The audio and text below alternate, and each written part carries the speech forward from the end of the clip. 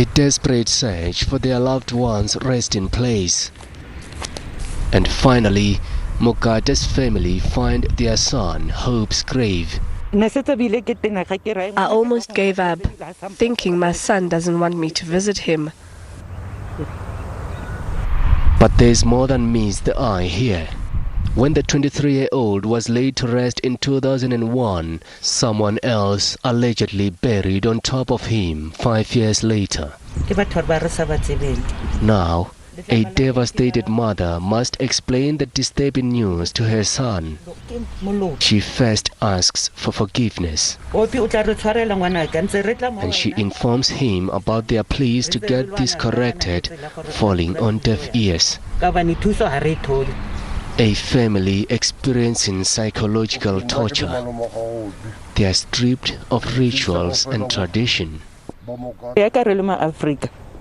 As Africans, we perform rituals in remembrance of our loved ones.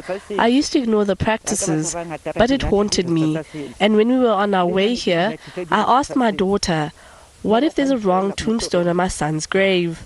And indeed, that's what we found when we got here. It broke our hearts. The disturbing details were confirmed by an official. And then she showed us the tombstone, and she said that the family did a reopening on top of my brother and they put the tombstone. Without our consent, we didn't even know anything about it. It makes me sad. When other families visit their loved ones to speak with them, we arrive here to speak to a stranger who has been buried on top of my son. We don't even know if he can hear us. When I die, I wish to be buried on top of my son.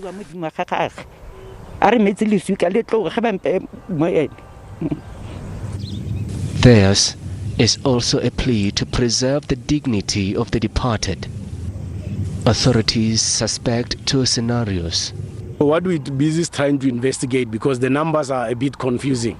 The first number is 1659, the second one is 1569. So you might find that what has happened is that the people that came to erect the stone were not sure whether their number is 15 or is 16. So what we're going to do is to go back to the family, the 1569 family, and find out from them if they've buried. If not, they would have erected the tombstone at the wrong grave and it must be removed. But there could be an even grimmer possibility. If, say, they say yes, we buried, then it becomes a bigger problem, because then they need also to come back with ourselves now to come and correct the wrong burial that has happened. So for now, what we need to do is to go back to them and find out whether they are buried or not, and then we take it from there. We will be doing this with both families. A reburial process takes 2 weeks. For Mokate's family, a haunting reality. The pain cutting even deeper.